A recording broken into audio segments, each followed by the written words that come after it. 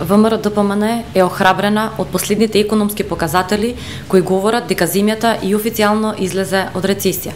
Република Македонија 2009 година ја заврши со мал пад на бруто домашниот производ од 0,7%. Во последниот квартал од минатата година македонската економија бележи пораст од 1,2%. Владата, предводена од ВМРО-ДПМН, успеа во годината кога се чувствуваа последиците на светската економска криза да оствари трет најдобар економски резултат во Европа, мерено според бруто домашниот производ. Република Македонија успеа да ја преброди кризата со најмали можни последици, бидејќи државата, односно владата, врз себе ги превзема најголемиот товар од ударот на светската економска криза. Сето тоа се постигна со донесувањето на 4 пакети на антикризни мерки, кои директно придонесоа стопанството полесно и поефикасно да ги преброди штетните последици на светската економска криза.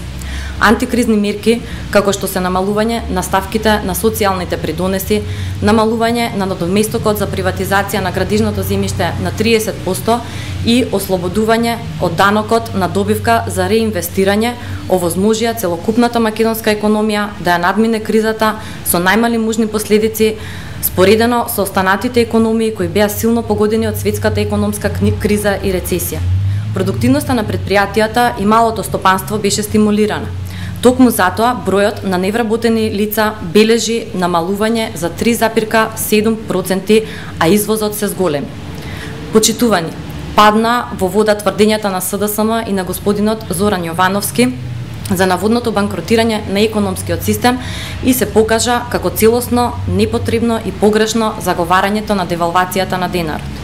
Ваквите прогнози на СДСМ беа за политичка употреба и имаа за цел внесување на паника во македонското стопанство.